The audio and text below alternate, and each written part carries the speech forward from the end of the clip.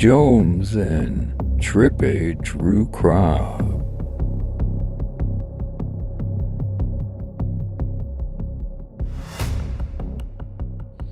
Thank you very much, Your Honor.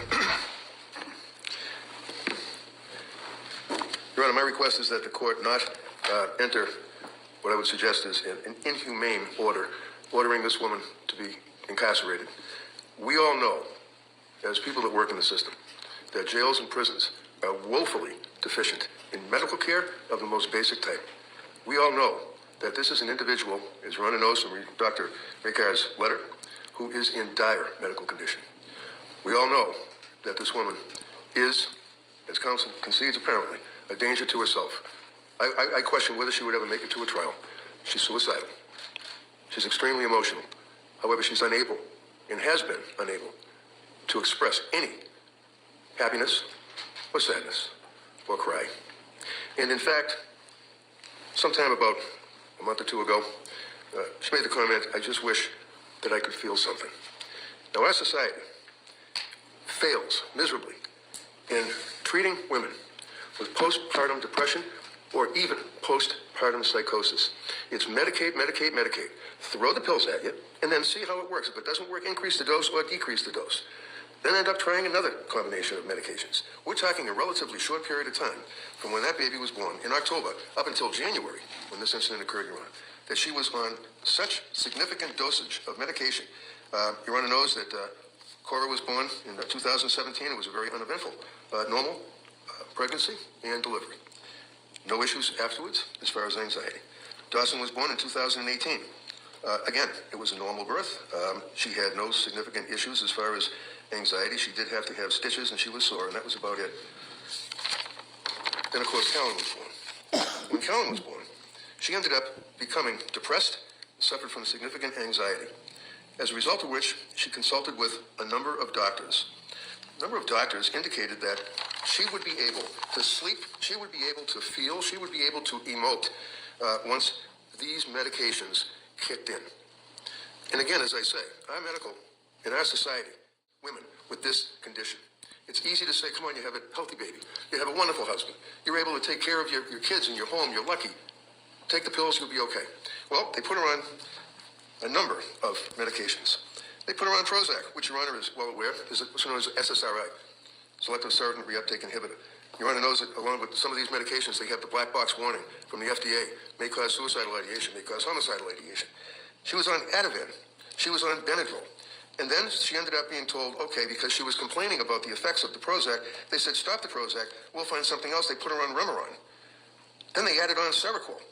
And Your Honor, I attached from David Benjamin, the toxicologist, some papers with the submission, and Your Honor can see the side effects that this Seroquel causes. She was having bad thoughts. She was having worsening depression. Her husband suffered through that phase. Her parents were well aware of the fact that she was suffering from this depression and depressive phase. She wasn't sleeping. She ended up, at some point, Your Honor, December 31st, she was on Seroquel. They told her then the Valium would be stopped. She was a shell of herself, no personality, and went to the doctor again. The doctor again prescribes the Seroquel, and then they took her off the Seroquel. And then she went to the doctor, and at that point, they prescribed trazodone, Ativan, amitriptyline, right up to the very end, when she was so bad that she voluntarily turned herself in, if you will, to the McLean Hospital. We know that that's a psychiatric hospital. She was at the McLean Hospital for a period of about 5 days. Well, at the McLean Hospital, they basically tried to get her off the Seroquel. She wanted to get off the benzodiazepines. She felt that she was being addicted to the benzodiazepines. She then ends up on trazodone, Ativan. Her mood was terrible after she got out of McLean Hospital. She still had the suicidal thoughts. As the government has indicated, she even told her husband that she had suicidal thoughts. You think this is something that she's planning to kill these 3 kids? By going and getting a menu, going on to Google Maps or whatever it is, and finding out the distance? When she tells her husband she's having suicidal thoughts, probably a month prior, thoughts of hurting the children, they go to the doctor again, and she's on the medications, on and off, on and off. This is a significant issue between the postpartum depression as well as possibility of postpartum psychosis that is pretty much ignored. But nevertheless, with the overlay of the SSRIs and the history, and Your Honor has some emails and things that people would reach out to me from all over the world, indicating that their daughter had the same problem, that they had the same problem. Your Honor is well aware that many times when people are on Prozac or on SSRIs, workplace violence, homicides, family homicides. This is clearly a tragic, which is a word that's used too much in the criminal justice system, but this really is a tragedy in this case. So we have, obviously, I would suggest, a very good defense for this young woman. She's 32 years of age, Your Honor. She met her husband. He was the love of her life. They got married. Wonderful young couple, and as counsel noted, she always wanted to have kids, always wanted to have babies. She's a nurse. She went to be a midwife because she wanted to help other women that would be in having babies, but didn't want to have all the medications. She was not a big medication person. Your Honor saw, I think there's probably close to 50 letters that have been submitted to you, and I know you read every one of them. The incredible outpouring of support by other nurses that work at Mass General Hospital. The fact that these women have a vigil, that they write the letters to this court imploring you to understand that you sentence, as far as bail issue, the woman before you, who was a beautiful person, who was thoroughly destroyed by these medications. That's for another day, obviously. A bail issue, bail argument. Your Honor is well aware under Cromwell versus Vasquez at 481 Mass 750, Supreme Judicial Court indicated that this court, or the court, has vested in sound discretion of the bail judge.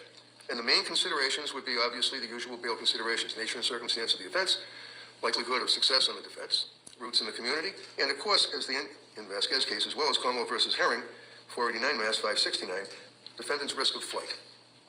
So now you have a situation, Your Honor, where this woman has incredible support, as you saw, letters from Foxborough that were signed by about 15 women, letters from her family, friends, letters from people she's known since the 6th grade that have stayed in touch with her. One thing that's a theme that is readily apparent is that Lindsay loved her children. That she would always, one of the letters said, she would always rub her belly, rub her belly. She had pictures of her pregnant standing next to Pat in the house loaded with indicia of love for those kids. Photographs on the wall, little drawings, all sorts of pens, bassinets in the living kitchen loaded with toys. Virtually the entire house, including their master bedroom. Toys, things for the kids.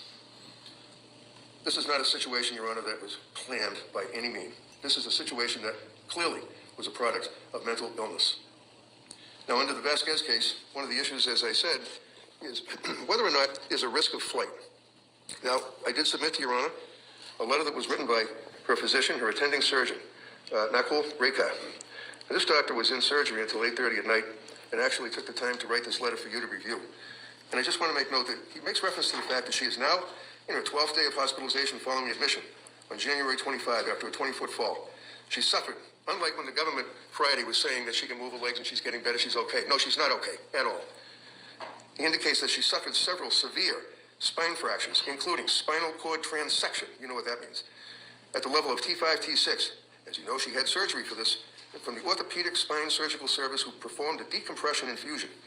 Unfortunately, she is not expected to recover meaningful function at this point below that level of the spinal cord, which makes her a paraplegic, unable to move her legs or feel sensation from below her, he refers to umbilicus or belly button. He says she has no function below this level. Additionally, less active issues include rib fractures in the chest, both sides, cervical spine fractures, necessitate the wearing of a collar around her neck due to the cervical spine fractures. She's paralyzed.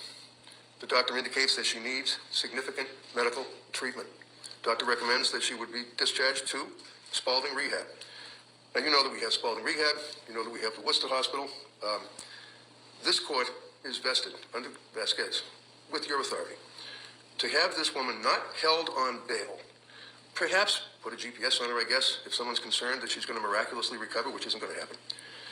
As Your Honor knows, being a paraplegic, paralyzed, she can't move. Can't get off the bed.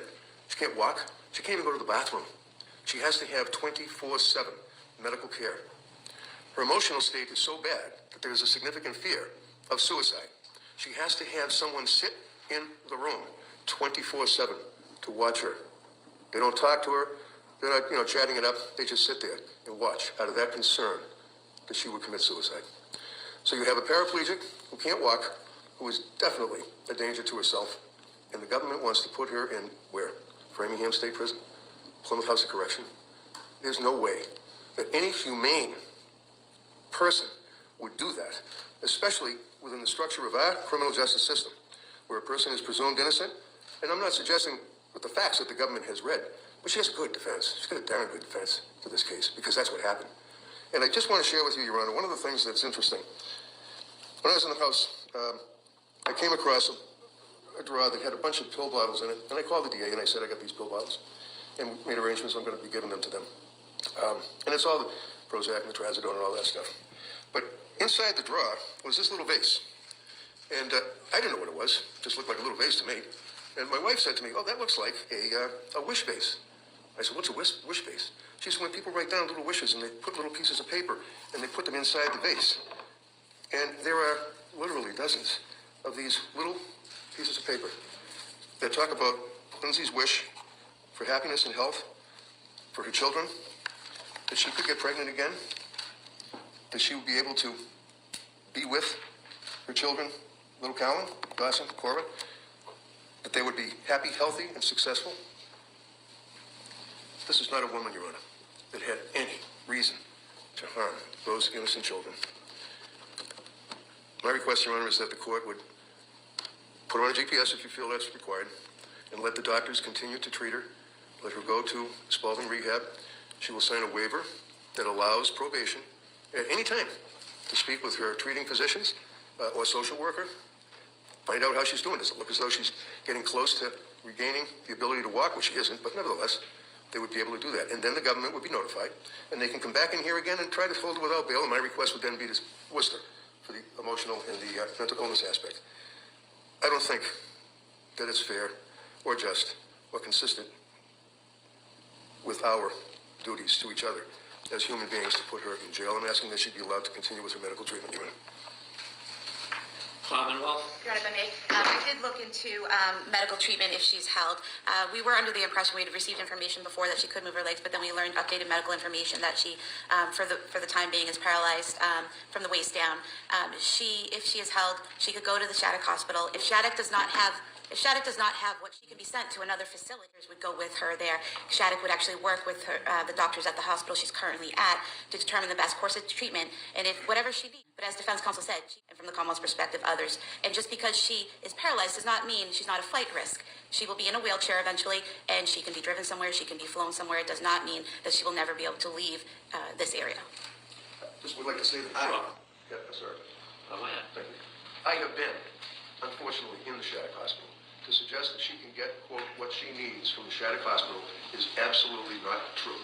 The care that she's receiving at the hospital she's at now and the care that she would be receiving at the Spalding Rehab are light years ahead of the dismal, dank conditions of the Shattuck Hospital that we put our prisoners in. It's like something out of Iran, and that's not fair or correct. Thank you both.